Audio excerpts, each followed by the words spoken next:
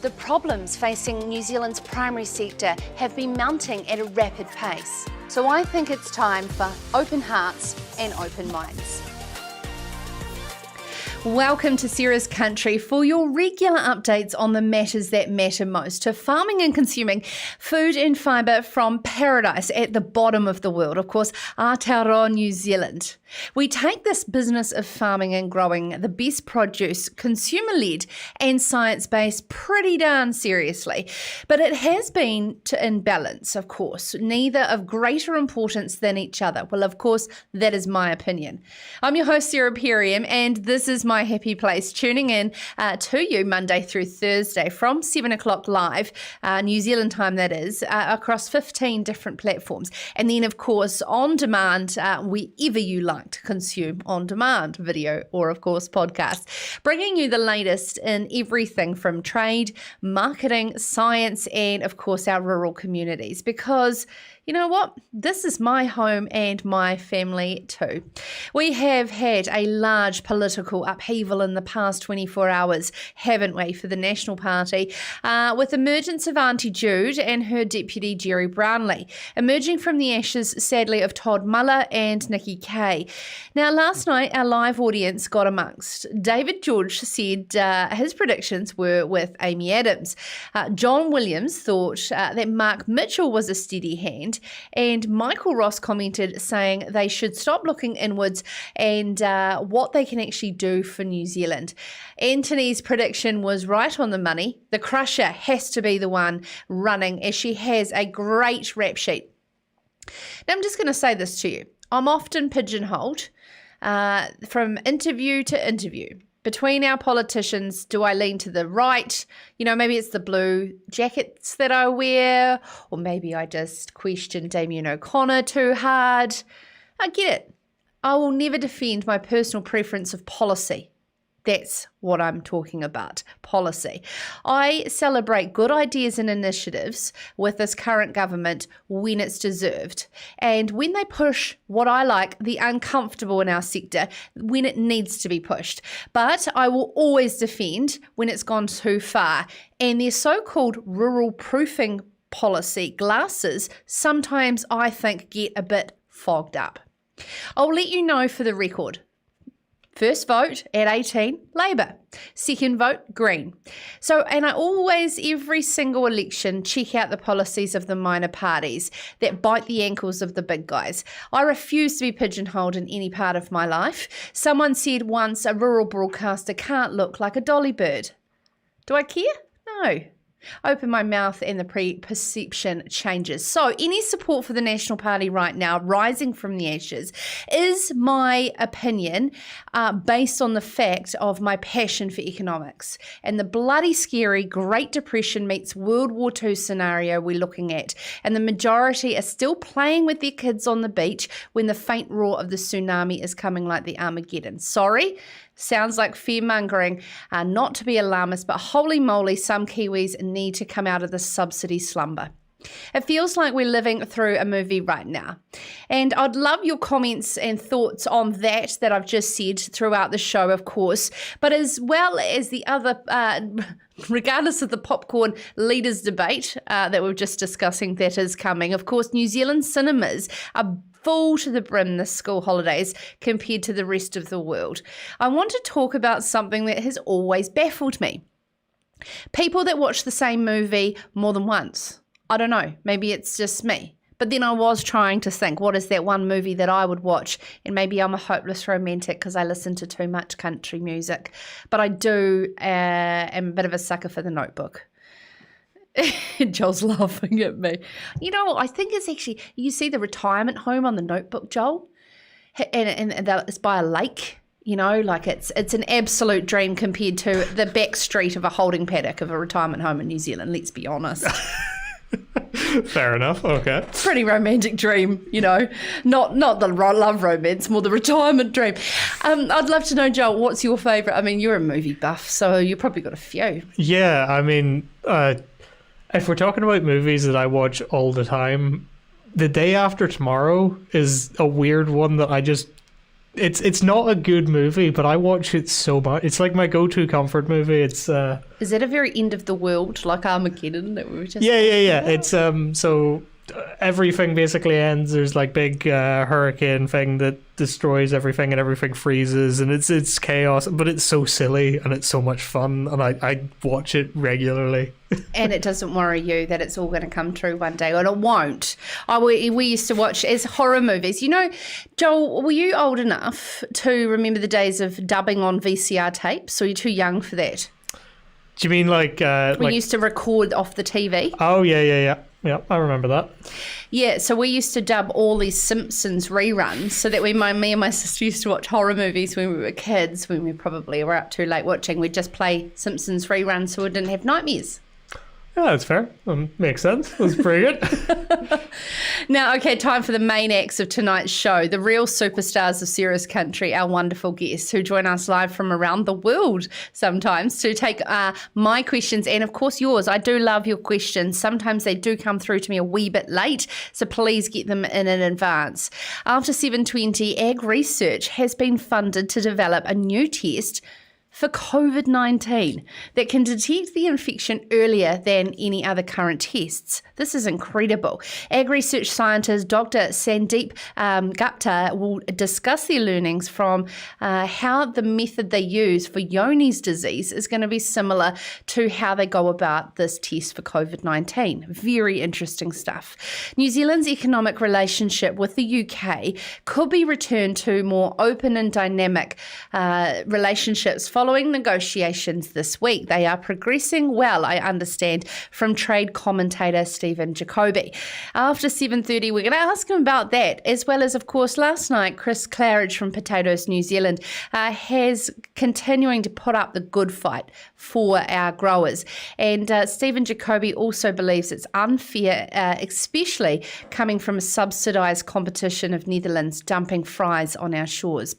Now, to close the show after 7:40, a Manawatu sheep farmer has got in touch. He has had decades of experience with farm forestry, and yet he is still very angry about Labour's suggestion using changes to the RMA to classify the classes of land plantation forestry. And he said it misses the bigger picture.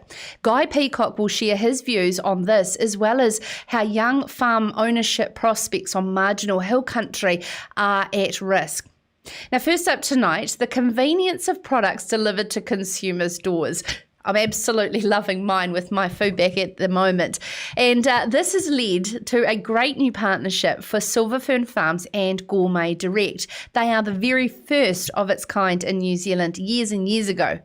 Now, in terms of online delivery to your door, we're going to discuss the rise of chilled e-commerce, both here and overseas, with Silver Fern Farms marketing manager Nicola Johnston. All that up next on Serious Country, after we tantalise your taste buds with this video from Silver Fern Farms. And now, sorry in advance if you haven't yet had dinner. This is Serious Country. We're a large deer farm and very proud deer farmer at that. I grew up here as a little boy. It is just an amazing lifestyle. I could never live in a city ever again. Just the big open spaces and just the peacefulness of it all. I think deer are very majestic, very intelligent animal. Having deer that are under pressure or anything like that, or overstocked, you know, they really don't perform as well. You should really be spreading them out on beautiful pastures, keeping them happy. A happy deer is a good deer. And good feed, you know, good grass. We renew our pastures all the time in the paddock, so we're always getting the best quality grass. Well, I guess in the wild, they don't have the luxury of the grass that we put in front of them here as a farmed animal. I believe we've got some of the best English type deer in the country, if not the world. And to associate our brand with Silver Fern Farms brand works for us. Without the likes of Silver Fern Farms, then there's no point doing this. So they're very, very important for us. I'm Mark Tapley, very proud suppliers of venison to Silver Fern Farms.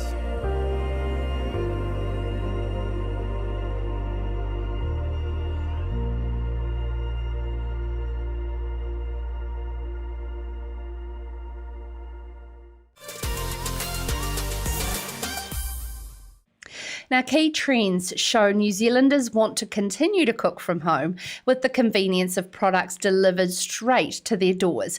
Farmers Weekly reporter Annette Scott investigated what Silver Fern Farms have been up to for the past couple of years in their e-commerce strategy in this week's recent Farmers Weekly. And you can catch that, of course, farmersweekly.co.nz for more. Now, of course, this was pre-COVID lockdown and not driven by that lockdown, but it presented the perfect opportunity to accelerate what they had already had planned, delivering to consumers what they wanted direct to the comforts of their own home. So joining us now to discuss these trends is Silver Fern Farms marketing manager, Nicola Johnston. Thank you so much for coming on the show, of course, mid-school holidays, Nicola. I really appreciate it. Oh, you're welcome. Nice to be here. Thanks for having me. Now, let's talk about this partnership with Gourmet Direct. How long's that been in the pipeline for?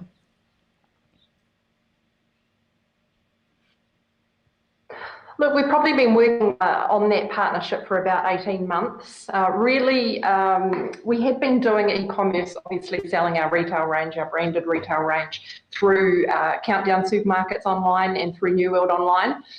But when we knew that when we wanted to take that further and really get it direct to consumers' doors, particularly in rural areas that often aren't served by the major online platforms, that we needed to form a really good partnership. A partnership with a lot of experience in that last mile and making sure meat can obviously be a pretty off-putting experience if it doesn't arrive in tip-top condition at your door. So that we knew that we needed a partner that actually was really, really skilled and had the capability to make sure that our product, stood the test of transportation that last mile. So hence Gourmet Direct, and Kate and the team at Gourmet Direct have had history, as you said, really the first people to do online gourmet butchery in New Zealand. They have that delivery side down. What they needed was an opportunity to scale, and obviously Silver Fern Farms can bring that, a really quality product that their discerning customers would be pleased to buy and buy again. You absolutely nailed it on the head when it came to nailing that last mile. There was some horrific horror stories over lockdown in particular and have continued. I know our father Bob loves sending us a bit of home kill as well, and there has been some horror stories in the couriers. How do Kate and the team manage that? And in particular, you said even rural delivery. A lot of our audience here at Serious Country would love to order online, but it's rural delivery, so they dismiss the even idea of it. I think, look, Kate and the team have had a long history working with their partners to make sure that they can get it there in tip-top condition. There's no other way around it. It's a very manual, hands-on process, and it's one that they invest in because the customer relationship is so important to them. So that's really one of the things that really set them apart for us in terms of taking that care around delivery. I think what COVID did is accelerate how quickly we wanted to bring that to market. So we're doing it in a few phases, but the ultimate intention was always that we could take our incredible product that our farmers produce and also reach as many consumers around New Zealand as we could, but also be able to get that product back into the hands of our farmers so that they can see what we're doing with their wonderful produce. And COVID really reduced the barriers for people. So we had consumers sort of regularly saying, I can't get the product, I can't get it from Countdown, I can't get it from New World at the moment, and we know it was really challenging for them through that time. So we really sort of accelerated our plans to try and work through that.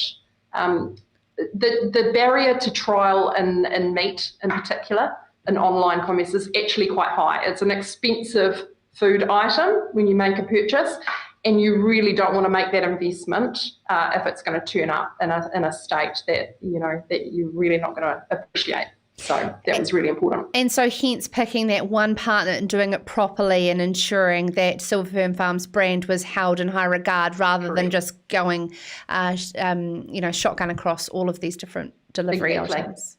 Yeah. Yeah. Absolutely, because we know that once we pride ourselves on delivering that consistent experience, that eating quality every time, whether you're picking it up off a supermarket shelf and taking it home or whether you're buying it online. And so we wanted to make sure we maintain that promise to our consumers. We know that if they get that consistent experience every time, they come to value and trust the brand. And so we just felt that was an excellent time for people to buy in and experience that. But it had to be top notch. Now, I hosted the Deer Industry Conference this week where we're joined by the venison marketers, which is always a very sought after panel. Of course, Glenn from Silver Fern Farms represented you there. And when we're talking now global e-commerce, there's a real challenge around getting chilled products into the hands of our global consumers. Can you tell us about that supply chain and how you can get around giving that ultimate premium experience to our global consumers? Yeah, look, I think the e-commerce platform development part is actually not the complicated part. It is about getting the supply chain to serve the consumer and to have that supply chain responsive. So take Silver Fern Farms, we're obviously a significant global player in a meat marketing and processing sense.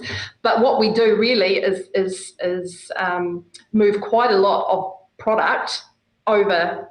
Oh, my lights have just gone out. Have you seen that? There's a bit of power cut in Dunedin, everybody. I'm just going to try and turn that on. Exactly. Excuse me, 1 second. No, that's okay. As we deal with the power cut in Dunedin, it could be a real thing, to be honest.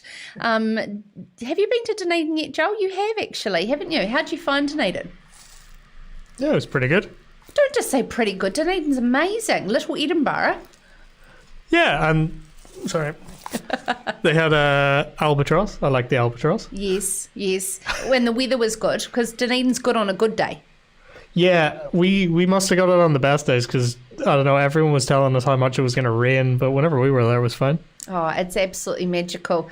Of course, the home of Silver Fern Farms, where we are currently just waiting to see if it's a real power cut or if the cleaners may have just flicked off the lights in the Silver Fern Farms headquarters where we're talking to marketing manager for Nicola Johnston there. Now, let's have a quick look while we wait to see where Nicola's got off to.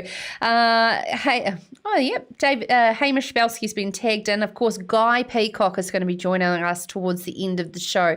He's got some very well thought out opinions on pine plantations across the East Cape and Coast. And will be joining us towards the end of the show. Now, we're talking about movies. Anthony has said 21 is a movie he really enjoys watching. Just the whole backstory about having nothing and having it all and then losing it and getting it all back really gets him as a true story. So therefore... Yet what we're discussing, of course, cinemas across the country. It's been school holidays and you know what it's like when it's rainy winter. You can't go to Fiji. You go to the movies. And, of course, they apparently are having absolute record numbers in the cinema. Joel, have you got anything on at the cinema at the moment that you would like to see? Well, cinema party... There's a... in Wanaka? Lumiere Cinema in Christchurch. They're doing Good, the Bad, the Ugly this weekend, which, I mean, absolute classic Western. So might try and get along to that. That would be good fun. Oh, Jock will know about The Good, the Bad and the Ugly, who usually watches Sarah's Country. Uh-huh. Yeah, he would have seen that when it first premiered, I'm sure. Bless you, Jock. Now, apparently, Joel, there is a movie out called Love, Sarah. Oh, okay. It's a baking, cooking movie, so I don't think I'll be going along. No, I might learn something. No, a fan of baking and cooking? Yes. Oh, yes, I am. Yep. I'll bring you someone. This is great filler. Yes, I am. Now, as you know, I'm filling because Nicola Johnston's had to sneak away as the lights have gone out. We may... Oh, no, I can see her there. Just like a ghost in a good horror movie. She sneaks on in. Nicola, we can kind of make you out. We've had a technical difficulty with the lighting. Yeah, no. We have, I'm afraid, and I can't remedy it, and there's nobody here to fix it for me. This is what we love about live television, because people will say, oh, you just pre-record that. We can't pre-record this, can we? Hey, Nicola, so let's finish off in regards to the absolute opportunity in the US market for e-commerce if Silver Fern Farms can nail this supply chain. Yeah. Look, for us, e-commerce, the role it plays is really to get that connection with the consumer. There is so much that we can learn directly from that end customer if we are in an e-commerce channel. So the data flow and the information about that consumer, their habits, their purchases, their desires, their wants, is really, really valuable to us. And that's why managing the complexity of a supply chain to serve that consumer is really important. And it's worth doing so that we can get that direct insight and feedback. So it's early days for us in the US. We're working with a number of retail partners up in the tri-state area on the East Coast. Obviously, very challenging time again, particularly in the US at the moment with the situation around COVID. But we're working with those retailers to get our product onto their own owned platforms, but also come October, we'll be launching our own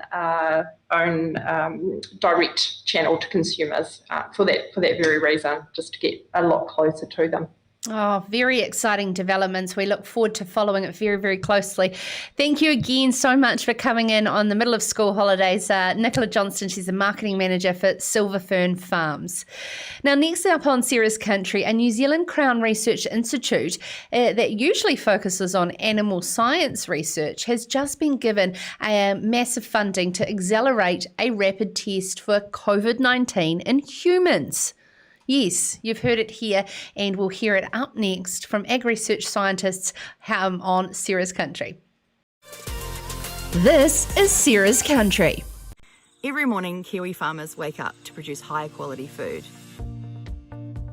Yet, every night, some Kiwi families are going to sleep hungry. Meet the Need is a charity founded by farmers, and it's here to change all that. We're about New Zealand farmers feeding New Zealand families by donating a small part of what we grow when we can. You can help us make sure no one in New Zealand goes to sleep hungry again. Visit meettheneed.org and follow us on social.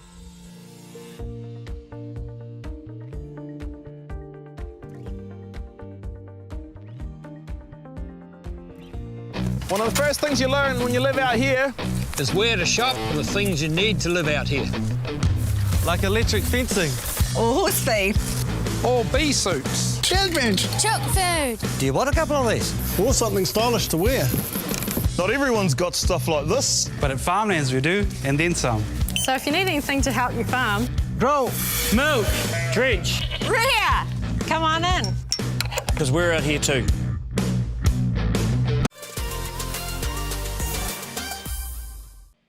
Now, of course, Joel was talking about The Good, the Bad and the Ugly, the movie he's going to check out at an art house cinema in Christchurch this weekend. We're talking about what is that movie that you could honestly just keep watching on repeat all the time. It's just an absolute die-hard, see what I did there, Joel?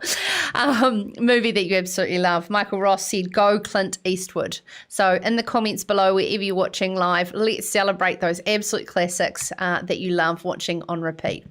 Now, a team led by AgResearch has been funded to develop a new test for COVID-19 that can detect the presence of the infection earlier than current tests and before a person has any symptoms. The AgResearch scientists will be joined by colleagues from fellow Crown Research Institute, ESR, and the University of Otago. on this project. The project's going to focus on finding a molecule pattern that signals a human body's response to the virus causing COVID-19. The research has the potential for much earlier detection of cases at the border or in the community, where there is a risk of spread before a person knows they are infected. This is huge news. Now, joining us now to discuss is AgResearch scientist Dr. Sandeep Gupta. Sandeep, can you firstly explain how the Agricultural Science-led Institute decided to even start looking into this? Yeah, it's quite interesting because in animal health, we actually see these two streams go hand in hand, because whatever we learn from animal health perspective can be applied to human health.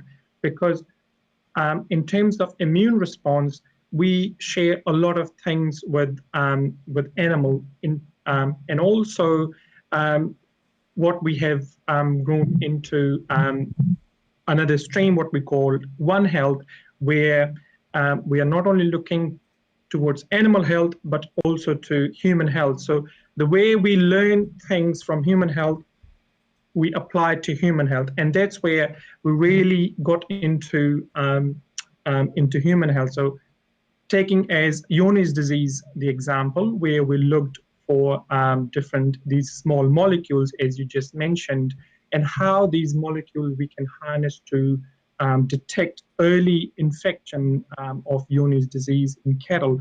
So we applied the same approach to see if we can detect COVID-19 in humans.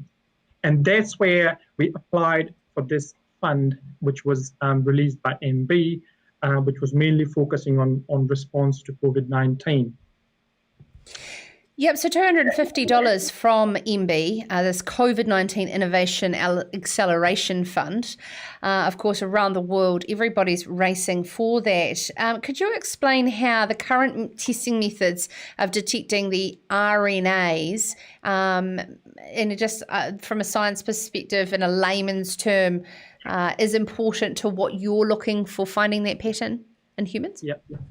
So what happens in current testing for COVID-19, what scientists are doing in the lab, they're actually detecting the RNA from the virus itself. So that RNA actually comes from the virus.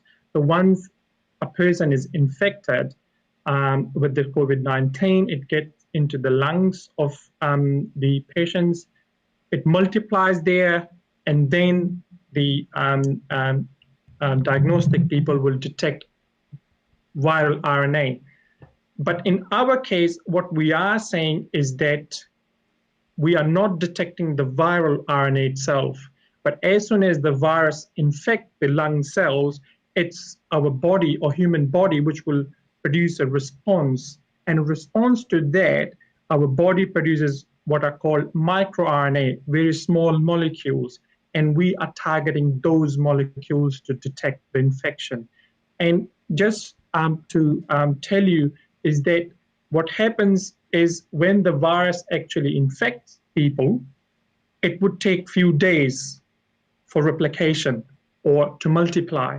And during that time, people are asymptomatic. So they do not show any symptoms, but they can still transmit the disease. So our aim is to actually detect the infection at that very early stage, because body will respond as soon as the virus comes in terms of various molecules. So microRNA would be one of the molecules which we are targeting to detect this disease. How long will it take to scale up once you do find this particular test is significantly a game changer? Yeah. At the moment, when we got this money from MB, we proposed the project in several stages. So they have only found the first stage, which is to develop or to actually see the test if we can detect that microRNA pattern in human cells infected with the virus.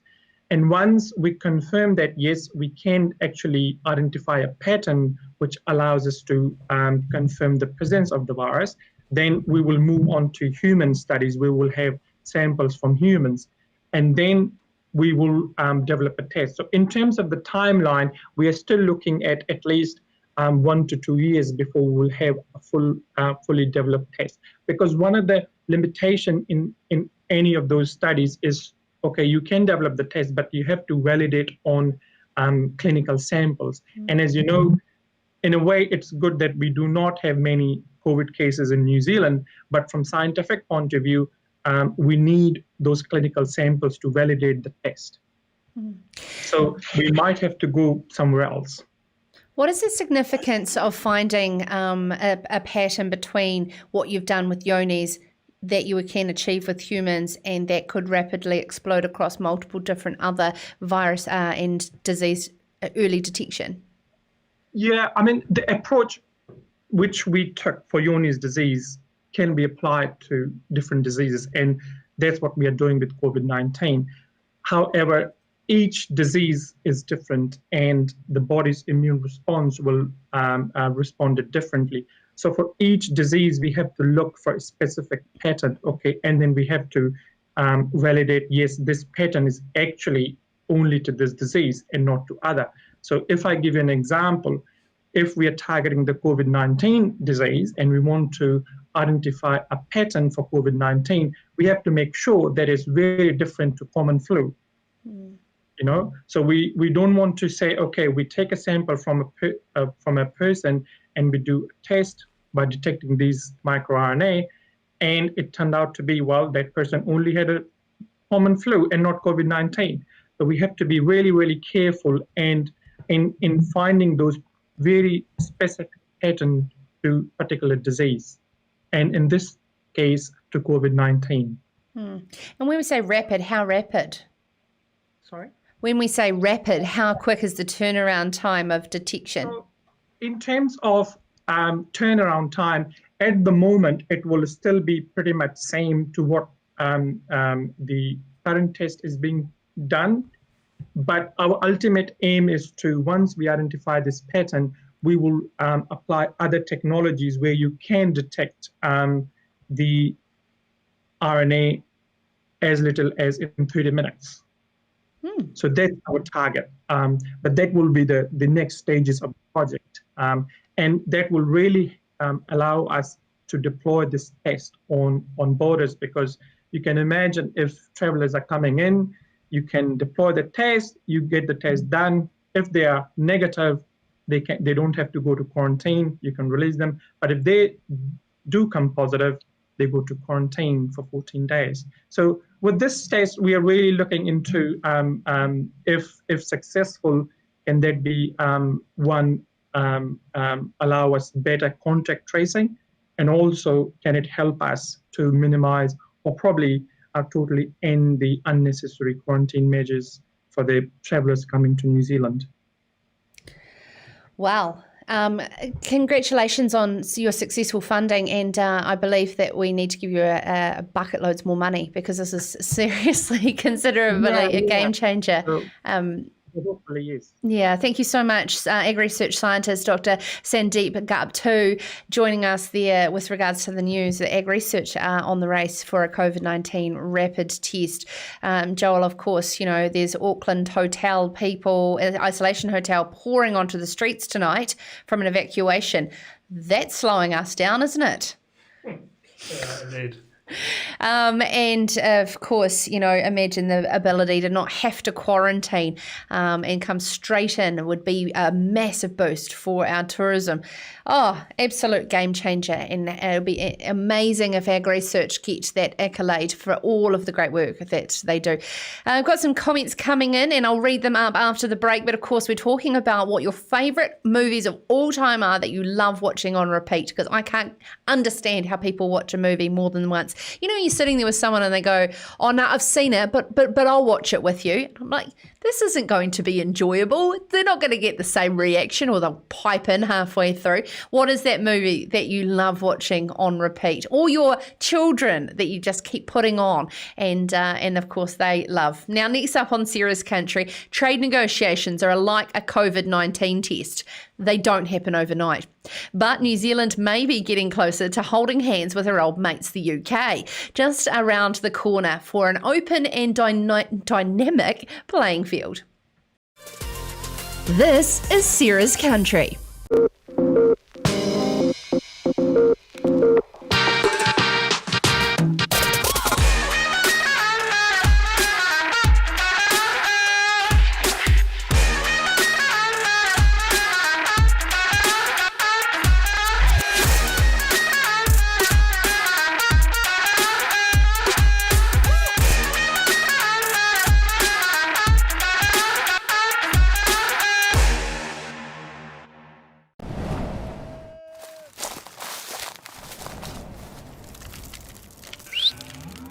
Growing a better world takes courage.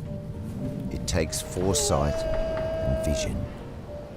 It's about dreaming big, then being brave enough to follow that dream through.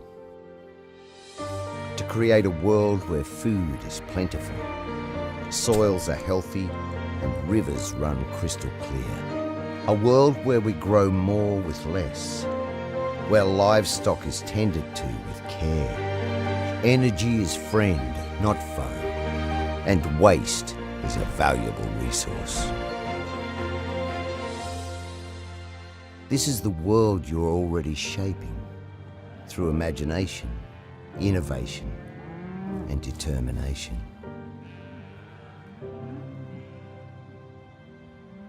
So as small steps become huge leaps, you move boldly forward.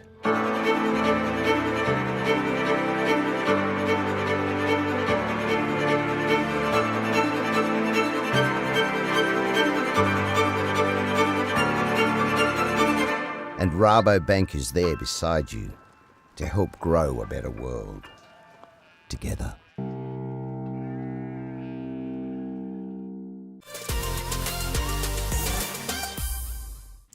Now, I've been getting a bit frustrated when the commentary on Talkback is, where are the jobs coming from? Where is the money coming from to fix our economy?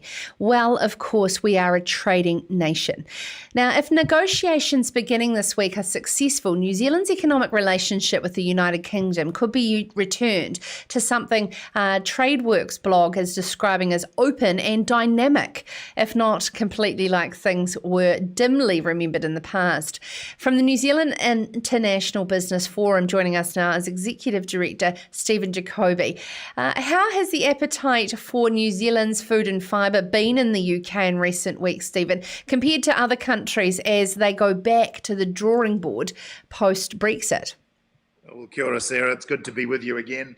Well, of course, at the moment, one would have to say that consumers' appetites for products are kind of all over the map, really, aren't they, as we're coping with this very difficult situation. It does still remain difficult in Britain, and that's changing a lot of consumption habits, frankly, particularly as people move to dining out in restaurants to having meals at home. But, you know, our trade generally is holding up very well, and so I'm sure it's holding up in Britain as well. But this new stage we're about to go into with Britain, I think, does point to something different for the future. And if it can be brought off successfully, and with trade negotiations, it's always a big if, isn't it? If it can be brought off successfully, could deliver some new value for New Zealand producers. Of course. And it's interesting, though, that New Zealand's sitting in a favourable position because, of course, the US is banging on their door with things like chlorinated chicken and some things that would question food security at such a time we're experiencing around the world with COVID. That's right. We're actually in a bit of a long queue, really, because we've got the Britain's negotiating with the European Union, of course. It has to finish its exit arrangements, and then it has to negotiate a new trade relationship with the EU. That's a big one. They're negotiating with the United States, and the United States always comes with complicated things, particularly for a range of products that some consumers might not always appreciate too much. Chlorinated chicken wouldn't be on my top of the list either. But they're also negotiating with Japan and with Australia and with us. So that's a very busy schedule. And I've never really subscribed to the view that, you know, Britain won't be able to do all these things because it doesn't have the experience and all the rest of it. They've actually got a very competent civil service. They've got a very competent chief trade negotiator in the form of Crawford Faulkner from New Zealand. Oh, God, it sounds like us exporting the All Blacks to play against us. Take carefully when it comes to the negotiation with us. Well, it probably will. He's a consummate professional, as you would expect. But so, yeah, we're in a bit of a queue, and that could slow things up. The real problem, I think, with this negotiation is not a lack of goodwill or a lack of opportunity. It's just a lot of uncertainty still about the nature of Britain's future relationship with the European Union. Until they've sorted that out, I really wonder if they're going to be in a position to get down to the detail of what is required in a trade negotiation with New Zealand and the other partners. Will our relationship with the EU and our negotiations with them reflect what in turn we will have with the UK? And that alludes me to the situation I want to discuss with you that we talked to Chris Claridge from Potatoes New Zealand about, is this dumping of potato fries from the Netherlands and the grief it's causing our potato growers at home. That's just one. We can go on for everything, can't we? Milk through to digital rights to everything. The UK, New Zealand stuff still seems like a mess, or are we getting closer to actually some form of understanding of each other? Well, I think between the UK and New Zealand in this post-Brexit environment, we've actually developed quite a high level of understanding because we've been talking to the British for the last few years about future trade arrangements. We just haven't been able to start the negotiation until it got closer to the time at which Britain would be leaving the EU. So I think Britain knows everything it needs to know about New Zealand, and we know a lot of what we need to know about Britain. What we don't quite know is what new regulations and what have you they're going to be putting in place once they leave the EU definitively. And they're not going to be able to be clear about that until they've finished that process. And remember, the EU, even though they're leaving the European Union, the EU will still be by far their largest market.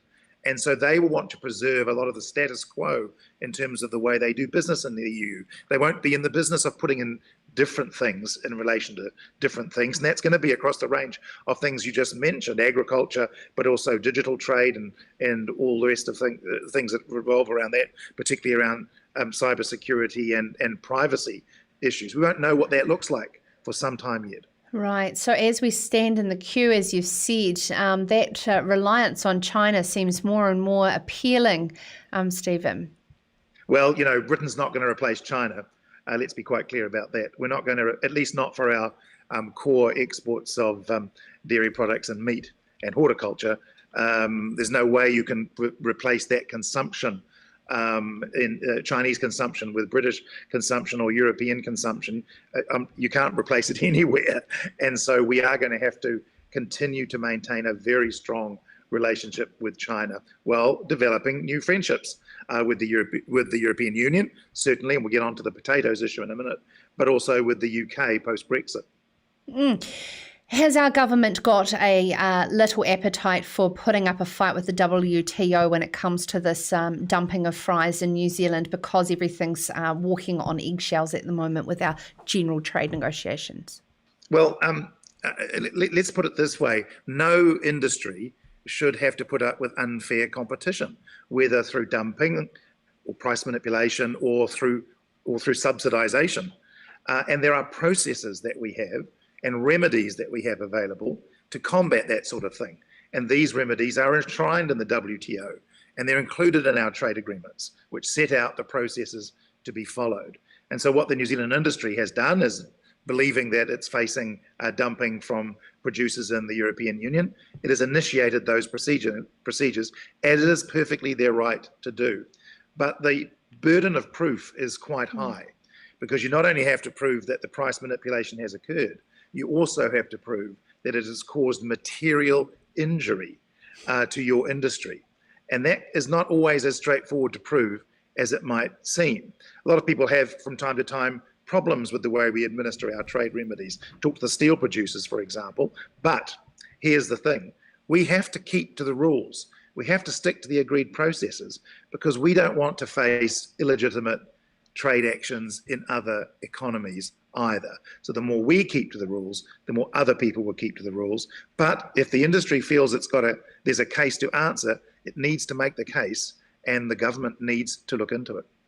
Stephen, I'm going to sneak in one last question because I know that we're going to cut very shortly to Guy Peacock to close, but does the same apply for the Chinese stockpiling and manipulating the commodity price? Well, I'm not quite sure what... in regards to, say, for instance, wool or any of our products where they go on a big buying spree to fluctuate the price.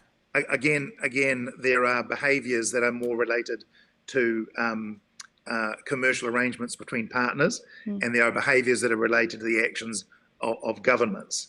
And governments are constrained by rules. China's government is constrained by rules, and if there is an issue to be answered in relation to wool, for example, then we will have to point out what that is and prove that there's been some impairment of those rules.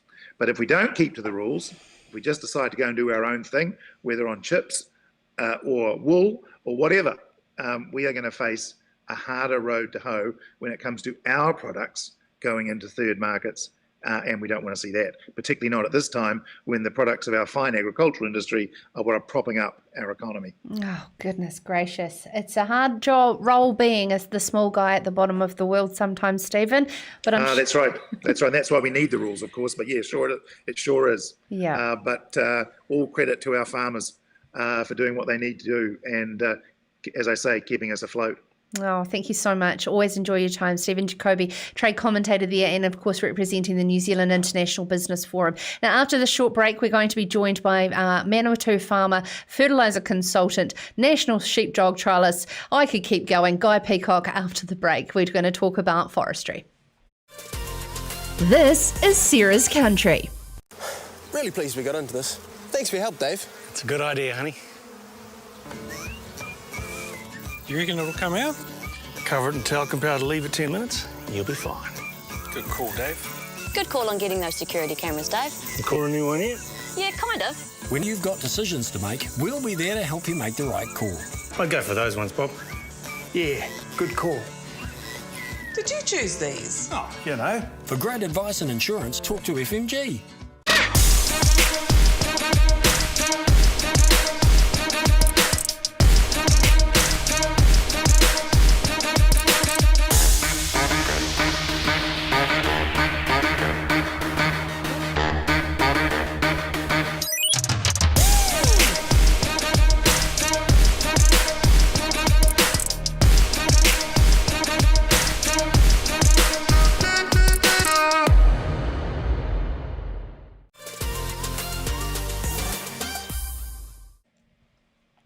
Now, in, of course, a weekly opinion piece, Alan Emerson in Farmers Weekly has said that, of course, he doesn't have a problem with the rationale behind planting trees. You know, we plant trees and we feel good about it. They absorb carbon dioxide and save the planet.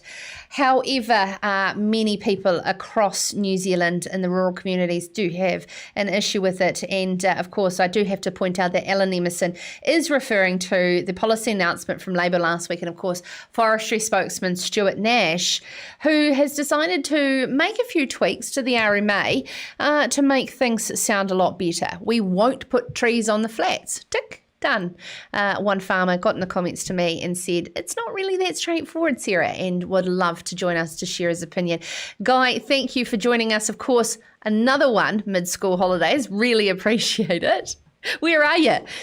Yep. We just got to Turangi for a holiday, which we never seem to get around to doing. So, yep, up here with the wife and kids. So we'll go and get some mountain biking, and I think we're going whitewater rafting and a few other bits and pieces. So cool. A few throwing a fly rod around.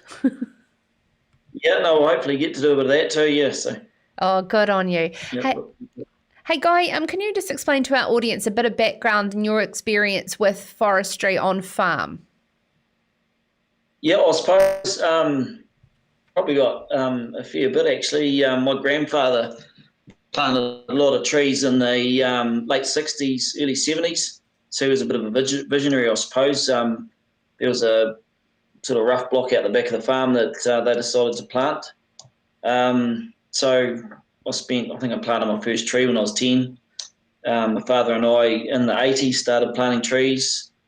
I spent most of my teenage years clambering around and them, cutting branches off.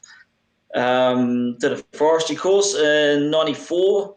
at Taratahi, and that was going to be me for a bit there. I was going to join a forestry gang in Taupo, and then I decided I'd go to Smedley Station and learn farming. And on steep hill country, which, a lot of that farm was probably in this classing things, up around the high 4s to 5, and found that it was pretty productive. Okay, and so my whole idea of it was quite wrong. For our audience as well, could we work through this classing system? Because I'm familiar with it from a profit benchmarking perspective beef and lamb used to use back in the day, so you could understand 1 being on the flats through to 5 being extremely steep. Yep. How is it being relevant now to what Stuart Nash has announced? Yeah, I suppose, class 1's going to be your cropping, your dairy farming and fattening of cattle and lambs. Class 2's probably more the straight fattening side of it, but dairy still need some hill country to dry their cows off onto and grow out their heifers. Class 3 is probably your standard sheep and beef farm that breeds and finishes all their livestock. They probably don't have a huge requirement for the store market. They're a full system in their own self. And then you got class 4 and 5. Mainly class 4 is your big sheep and beef breeding operations that potentially are selling a lot of their stock in store to the class 2 and 1 grade farms. And then a lot of those class 4 farms will have a component of class 5, I'd imagine. So that probably rounds it off. Yeah, so what's wrong with planting out some of these, non-productive gullies on class 4 and 5, in your opinion? Yeah, nothing wrong with it. And like I say, my family's been doing it for a long time. The issue is that they sort of group that class 4 and 5 and go, well, that was unproductive land. Often these class 4 farms will have, like I say, these areas of class 5. Some areas need to be planted, absolutely, don't disagree at all. But I think we need to be careful because when you get dry years in the middle of winter, those steeper areas usually got a bit of tag on them and they can keep your system going. If you keep planting those off, you sort of leave yourself a bit vulnerable to an extent. And of course, in your role as a fertiliser consultant, but also in experience with sheep and beef farming over the years, what have you seen as well? We've all seen that footage, Henry up there on News Hub and Gizzy in the Tolaga Bay / and the vulnerability of the soil structure over years and years in terms of how we're blanket planting. What's your experience with that, and what would you like to see change? I started shepherding in the mid to late 90s when there was a lot of planting going on. And my first job, actually, I was in the first year at it, and I heard a whisper that it was getting sold to forestry, and I sort of jumped ship before it started sinking. Luckily enough, it actually went, a third remained in farmland and still farmed really well today. A third got planted, and there was a lot of good country in there too. And then there's a third run as a hunting park. So, I got a pretty rude awakening sort of scenario happening right off the bat. And now I drive around covering a lot of the East Coast, Ruatoria, right down through the Wairarapa. And the same thing's happening again that what happened in the 90s. To address the question, I suppose, is, it's a long way back, isn't it? When you plant them in pine trees, to try and reclaim that land is a long way back. In terms of soil erosion and what it's doing as well, and what you've seen over the years, what is happening in that soil? Obviously the planting side of it, but eventually getting cut down and returning to pasture or not being replanted. Yeah, so the root structure of those pine trees, obviously the big tap roots, when they die, they leave big holes. But it's actually when the tree gets cut off, it's all the fine roots that are quite hard to see that actually cling all the soil together. And as soon as that tree's cut, all those small root hairs die straight away, and that's where you leave yourself vulnerable. That soil structure is just not there, and we get floods like I suppose it was just over 2 years ago now in Tolaga Bay, when where farms like Munghay and through that area got absolutely demolished right through the roading with slash, and then it just keeps washing in on the bay every time you get an easterly. So it's pretty devastating. The consequences are huge. Like plant trees and stop erosion, it doesn't quite work like that. You basically get, after 25 to 30 years, you get a massive erosion that probably is worse than what it would have happened over that time in sheep and beef. And I know that you're a passionate dog trialist, Guy. Rural communities have changed, particularly in Central Otago, around vineyards expansion over farmland, let alone up the east coast where all big sheep and beef properties and the rural communities, and that changing. What have you seen, and are you seeing that rapidly change again like it did in the 90s? Yeah, I think the first time I went to Blenheim for New Zealand Champs, where we had the dog trial, there was plenty of room. And when we went back 2 years ago, everything had changed. All the flat land that where we used to park cars, all the runs go, was all in vineyards. So, it was quite shocking. And of course up the east coast as well, with trees taking over communities up there. Yeah, I always remember first going to Rukaturi dog trial and seeing Rukaturi Station planted in, and that they've just started harvesting that now, which made me feel quite old. Everything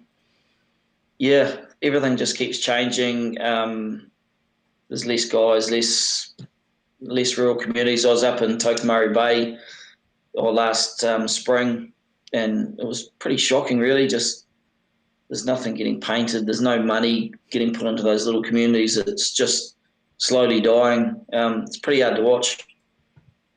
Yeah.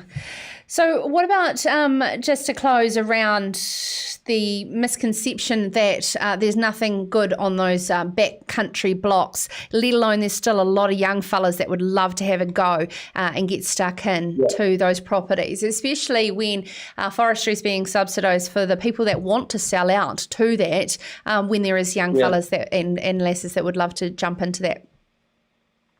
Yeah, I mean, like no one's...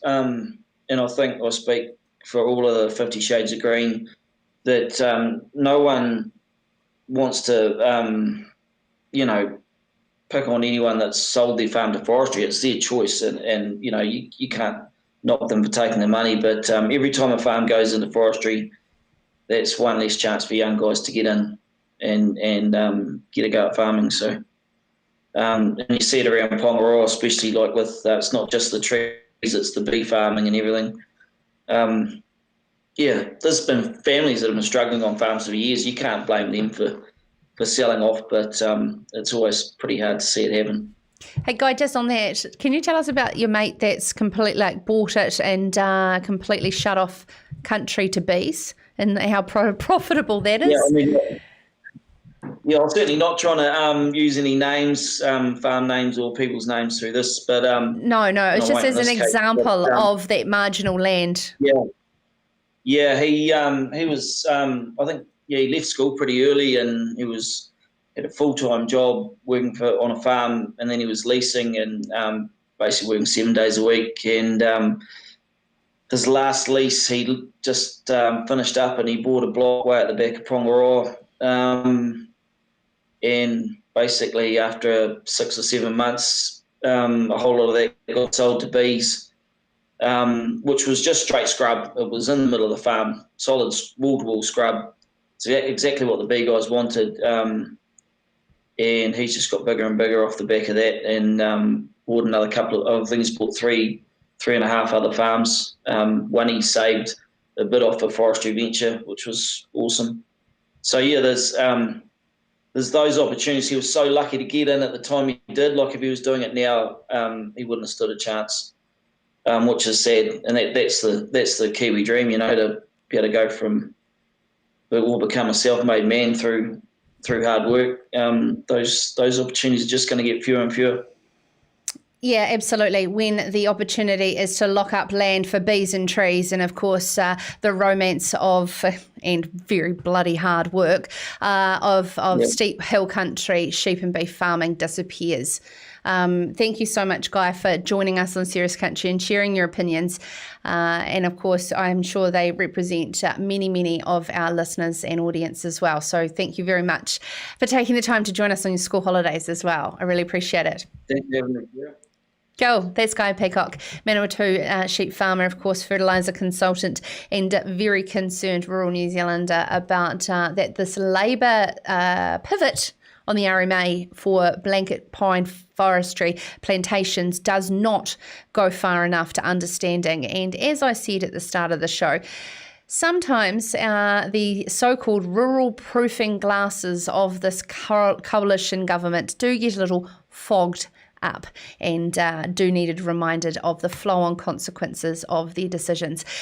Thank you so much for taking the time to join us on your Wednesday evening or wherever you are listening to us on demand. Of course, Serious Country is on podcast first thing in the morning, and you can just grab whatever little bite-sized interview you might want to listen to on the go. Of course, the full show is there as well. I want to thank the great team at Farmers Weekly and AgriHQ for being the backbone of the great journalism that goes into Serious Country.